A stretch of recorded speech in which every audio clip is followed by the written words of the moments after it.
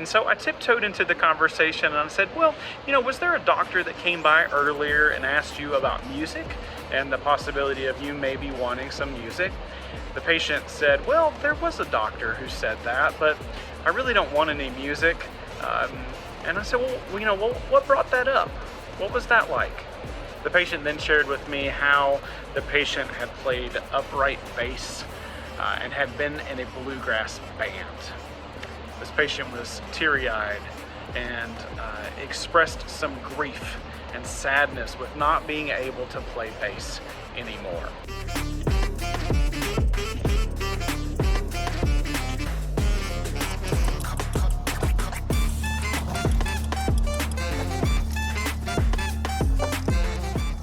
Good morning, this is Bobby Fleck, Chaplain Resident, checking in at the beginning of a beautiful morning at an on-call shift here at a Level 1 Regional Trauma Center.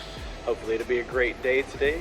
I invite you to come along with me as we experience some of the things that I get to do as a Chaplain Resident here at this hospital.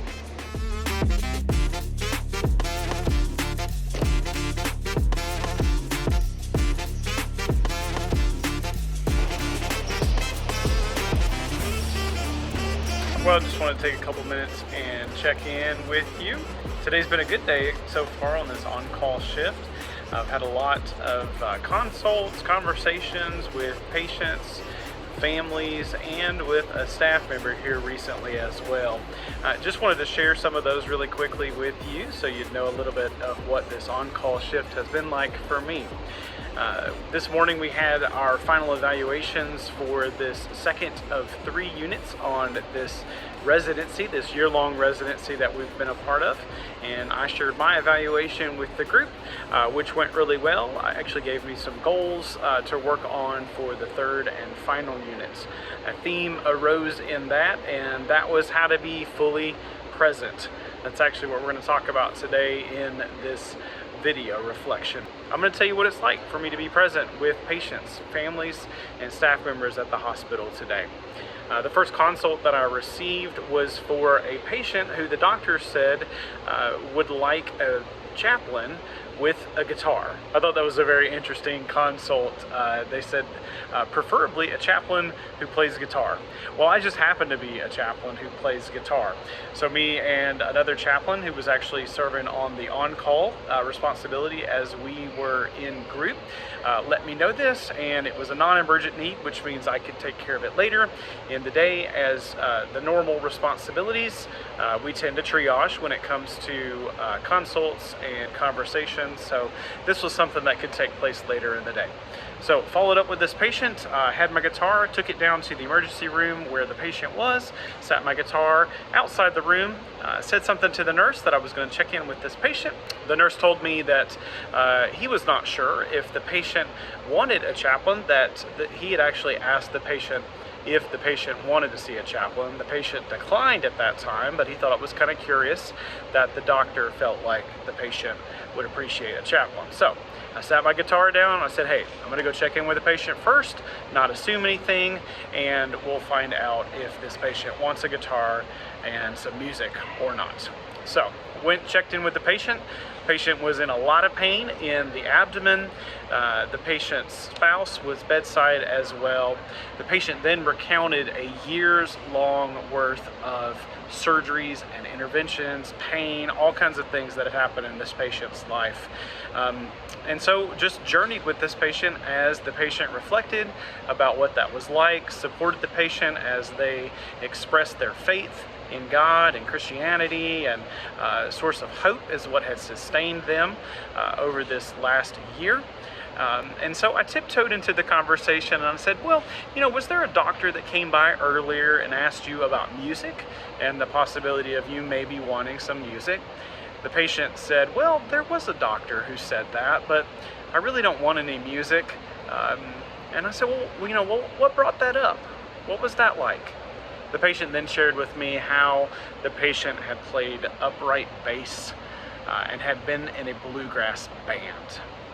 This patient was teary-eyed and expressed some grief and sadness with not being able to play bass anymore. So I determined in my head, not aloud with the patient, that it would not be appropriate for me to play guitar with the patient. So what I did instead was offer spiritual care and just companionship, being with the patient in that emotion and listening to the patient as they shared. Another interaction that I had was with a comfort care consult. The transition to comfort care means that we are focused not on life-sustaining measures anymore, but on providing comfort and peace for the patient. Usually what that means is that we encounter a patient that is near end of life. And so the conversation is happening about end of life and comfort-based end of life decisions. Sometimes that results in hospice or discharge to hospice-related facilities. Sometimes that's an end of life experience in the hospital. This particular patient that I went to had recently been extubated, and they were alert but disoriented. They were not able to carry on a conversation with me, but was aware that I was in the room. They responded that they were fine when I asked them how they were doing. There were multiple family members present, and so what I did is I spent time with family as the patient rested and transitioned to sleep and to comfort, and spent time with family assessing their need for chaplain support and intervention. What I discovered is that this family was very strong in their faith, their Christian faith, and so we had a conversation about what it means to trust in God in the midst of these transition moments, when we don't know exactly what's next or what's in the future, when we think about what's happening right here in these moments. The family was very open to those conversations and to my intervention to be able to support them as they make those decisions. They denied any specific needs in that moment, but expressed appreciation and gratitude for me checking in with them, and for them knowing and realizing that we had chaplain support available when and if needed. All right, let me do your bacon, blue cheese, cucumbers. Another interaction I had today started with a conversation with a nurse in an ICU environment, one of my normal clinical assignments. Yesterday I provided tea for the soul for the staff in this particular ICU, and I went around once in the ICU and they were very busy. They had just gotten a patient who appeared to be combative with what was going on, and so I excused myself, did tea for the soul in another unit, came back again about 30 minutes later, and they were still working with the same patient in the same situation. I received a message from that nurse asking me to return.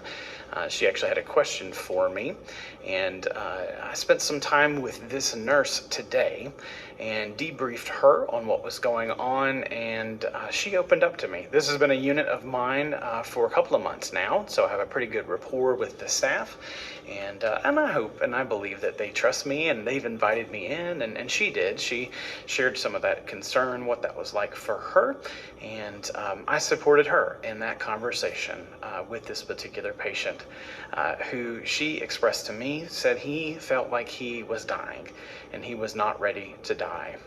What appeared of him being combative was really just a natural, normal response to what was going on. And she knew that, and she felt it that way and expressed that to me as well. What's hard in the midst of that too, as you can imagine, is that nurses are humans, just like everybody else.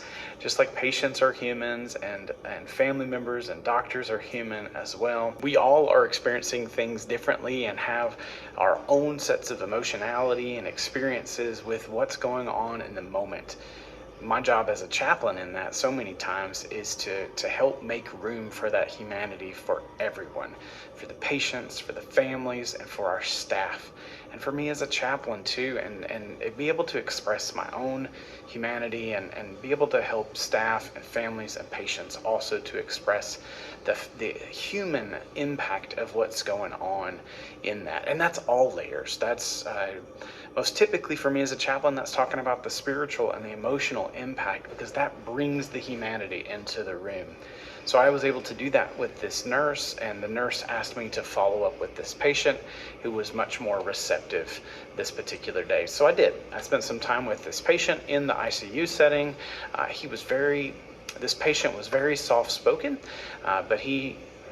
this patient was very soft-spoken, but the patient shared with me their concern about what had happened.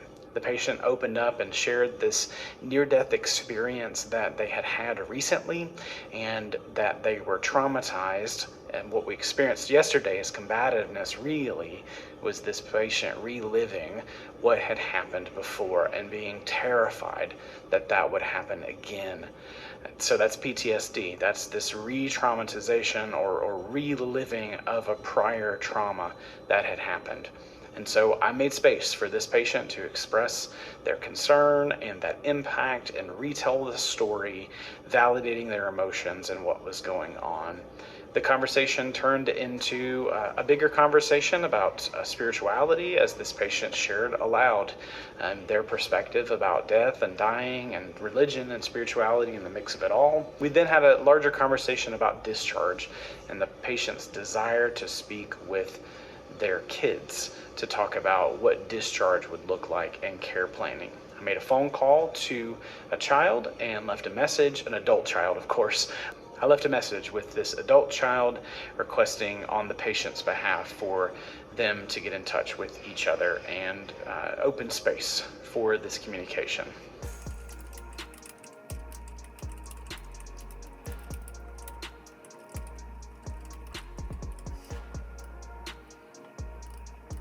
I just spent some time with a patient and family. As the on-call chaplain, I receive pages whenever there are codes that happen in the hospital. This particular patient had experienced a loss of heartbeat, also known as a code blue, typically in most hospital settings, and that's what it's called here. I was actually visiting another patient at the time, a follow-up visit for a patient that I had spent time with yesterday, when I heard over the intercom the code blue happen. And then within a couple of minutes, I received on the pager the notification that there was a code. As I approached this particular area, I saw a family member in the hallway who was experiencing grief, and made an assumption really quickly that this was the family member of this patient whom I needed to respond to. I then assisted this family member to a family consultation room that's a little bit more private. The family member experienced grief in a very physical and real way as the family member processed what was going on and the potential for the loss that may be about to occur. I went into crisis mode that is typically called psychological first aid, and the primary goal in that particular responsive intervention is to provide safety, physical, felt safety. In that moment, what that meant for her was to help assist her to a place where she could get some sort of relief for what was going on.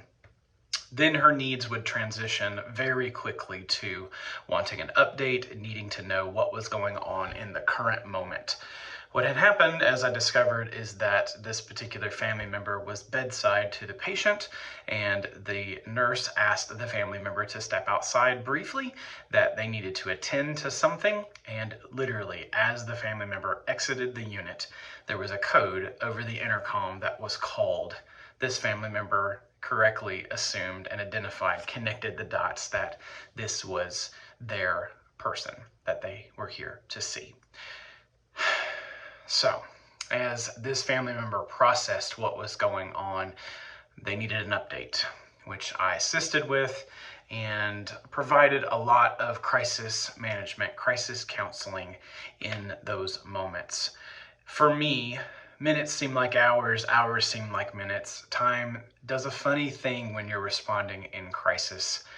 Time seems like it stands still in some ways and seems like it goes on forever. In a lot of ways, it's very easy to be present with what's going on in crisis because it's the only thing you can think about. In fact, it's quite overwhelming, and many things shut down, including what's called executive decision making, and you go into essentially like a survival mode, which is also called fight, flight, or freeze mode. As I'm speaking to you, giving you this update, I receive a page of a level 1 trauma, and I'll check in again as soon as that's finished.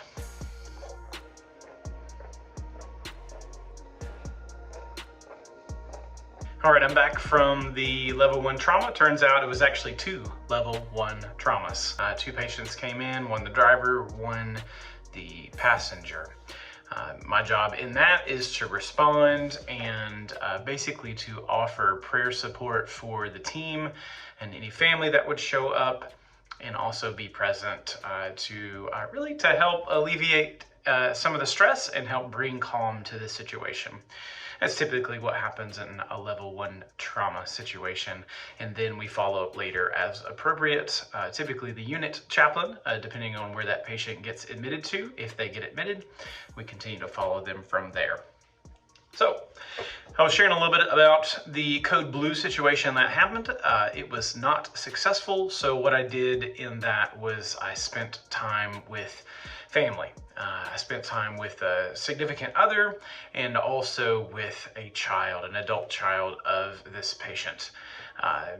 And really my role in that, once the code is not successful, is to be with the family.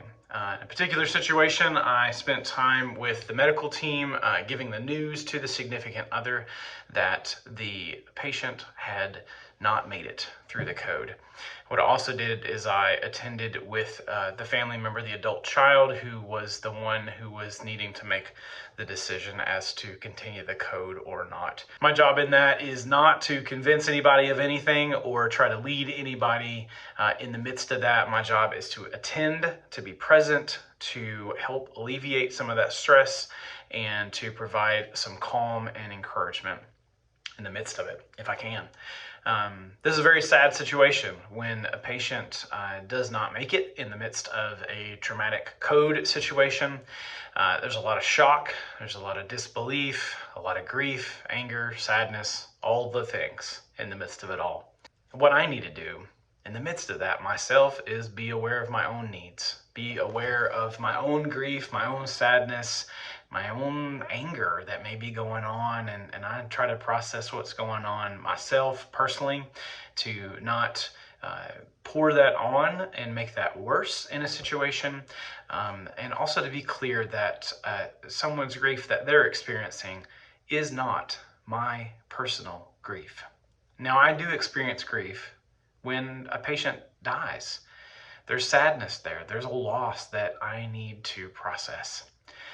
So what I did in this particular situation, spent time with family, ferrying them back and forth as news was shared with other family members about what happened.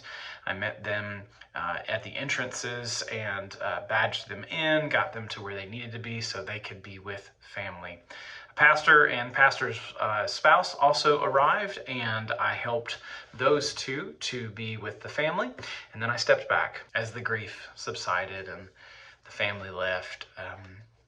I was overwhelmed about thinking about the staff that had responded to this particular code and how it had gone on for a while and what that experience was like for them, giving CPR to someone and trying to bring them back, doing everything possible to provide the medical intervention that the family wanted.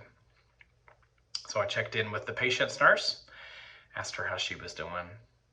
She shared a little bit with me, checked in with the unit manager and with some of the other staff who had responded as well, the physician's assistant, the nurse practitioner, the doctor, and I decided to do something. And I remembered I had about 24 cookies left over from Tea for the Soul from yesterday in my units. So I decided to take my cookies up to this unit. I brought them out and opened them up, and I said, these are for y'all as staff. I just want you to know I'm here for you.